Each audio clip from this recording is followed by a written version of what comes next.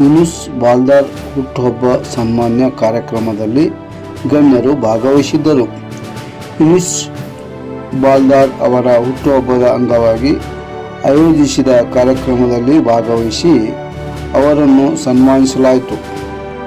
ಬಳಿಕ ಮಾತನಾಡಿದ ಅವರು, ಸಮಾಜಮುಖಿ ಕಾರ್ಯಗಳಲ್ಲಿ ಪ್ರತಿಯೊಬ್ಬರೂ ಸಕ್ರಿಯವಾಗಬೇಕು, ತೊಡಗಿಸಿಕೊಳ್ಳಬೇಕು, ಜನ ಸೇವೆಗೆ ಅಗತ್ಯ ನೀಡಬೇಕು ಎಂದು ಕರೆ ನೀಡಿದ್ದರು.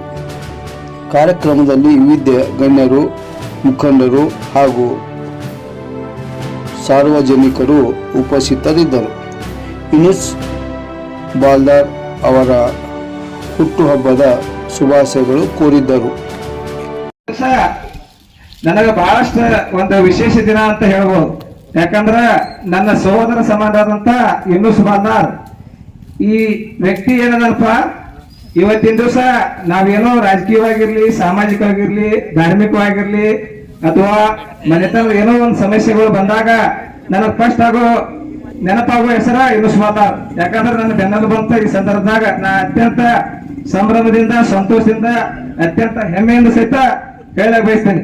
ಯಾಕಂದ್ರ ಸಾಕಷ್ಟು ಇರುವಾಗ ನನಗ ಪ್ರತಿಯೊಂದು ಕಾರ್ಯದೊಳಗ, ಪ್ರತಿಯೊಂದು ಹಂತದಲ್ಲಿ ಕೂಡ ನನಗ ಒಬ್ಬ ಗೆಳೆಯನಾಗಿ, ಒಬ್ಬ ಸ್ನೇಹಿತನಾಗಿ, ಒಬ್ಬ ಅಣ್ಣನಾಗಿ, ಒಬ್ಬ ಊರಿನ ಮುಖಂಡನಾಗಿ ನನಗ ಬಹಳಷ್ಟು ಸಹಕಾರವನ್ನು ಕೊಟ್ಟಿದ್ದಾನ. ಅದರ ಜೊತೆಗೆ ಅವನು ಕೂಡ ಸಾಮಾಜಿಕ ಸೇವೆ ಒಳಗ ಬಹಳಷ್ಟು ಕಾರ್ಯಕ್ರಮಗಳನ್ನ ಹಮ್ಮಿಕೊಳ್ತಾ ಇರ್ತಾರ, ಪ್ರತಿ ವರ್ಷ ಕಾರ್ಯಕ್ರಮಗಳು ಮಾಡ್ತಾ ಇರ್ತಾರ. ಇನ್ನೂ ದೇವರವರಿಗೆ ಇನ್ನೂ ಹೆಚ್ಚಿನ ಕಾರ್ಯಕ್ರಮ ಮಾಡ್ಲಿಕ್ಕೆ ಶಕ್ತಿ ಕೊಡ್ಲಿ.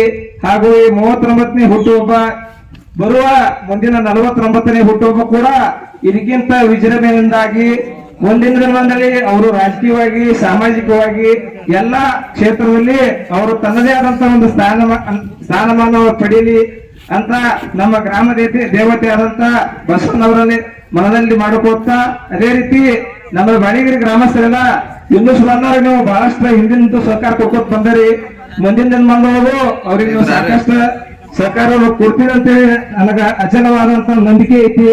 ಆ ದೃಷ್ಟಿಯೊಳಗ ನೀವೆಲ್ಲರೂ ನಮ್ಮ ಯೂನುಸ್ ಬಾಲ್ದಾರ್ ಅವರಿಗೆ ಯಾವತ್ತೂ ನೀವು ಸಮಾಜಮುಖ ಕೆಲಸದಲ್ಲಿ ಅವ್ರಿಗೆ ಸಹಕಾರವನ್ನು ನೀಡಿ ಇನ್ನೂ ಹೆಚ್ಚಿನ ಶಕ್ತಿ ನೀಡಿದ್ರೆ ಅದರ ಮುಂದಿನ ದಿನಮಾನದೊಳಗ ಅವರು ಈ ಭಾಗದ ಒಂದು ಜಿಲ್ಲಾ ಪಂಚಾಯತಿ ಸದಸ್ಯ ಆಗುವಂತ ಎಲ್ಲ ಅರ್ಹತೆಯನ್ನು ಹೊಂದಾರಂತ ಈ ಸಂದರ್ಭದಲ್ಲಿ ನಾನು ಅತ್ಯಂತ ಹೆಮ್ಮೆಯಿಂದ ಹೇಳಲಿಕ್ಕೆ ಬಯಸ್ತೇನೆ. ಬರುವ ದಿನಮಾನದಲ್ಲಿ ಈ ಬಾಳಿಗಿರಿ ಗ್ರಾಮ ಇಡೀ ಕಾಗವಾಡ ಅಥಣಿ ಮತಕ್ಷೇತ್ರಕ್ಕೆ ಒಂದು ಮಾದರಿ ಆಗ್ಬೇಕು. ಹಾಗೂ ಈ ಗ್ರಾಮದ ಶಕ್ತಿ ಏನೈತೆ ಅನ್ನೋದು ಇಡೀ ಎರಡು ಕ್ಷೇತ್ರ ಗುರುತಾಗ್ಬೇಕಂದ್ರೆ ನಾವು ಇನ್ನೂ ಬೆನ್ನೆಲುಬಾಗಿ ಎಲ್ಲ ಗ್ರಾಮಸ್ಥರು, ಸಮಸ್ತ ಜನತೆಯನ್ನ ನಿಂತಿದ್ದೆ. ಅದರ ಮುಂದಿನ ದಿನದೊಳಗ ಇವರು ಗೊಂಡವಾಡಿ ಮತಕ್ಷೇತ್ರದ ಜಿಲ್ಲಾ ಪಂಚಾಯತಿ ಸದಸ್ಯ ಆಗೋದರಲ್ಲಿ ಯಾವುದೇ ರೀತಿಯ ಸಂದೇಹ ಇಲ್ಲ ಅಂತ ಹೇಳಿ ಈ ಸಂದರ್ಭದಲ್ಲಿ ನನ್ನ ಮಾತು ಹೇಳಿ ನನ್ನ ಮಾತು ಮುಗಿಸ್ತೇನೆ. ಜೈ ಹಿಂದ್, ಜೈ ಕರ್ನಾಟಕ.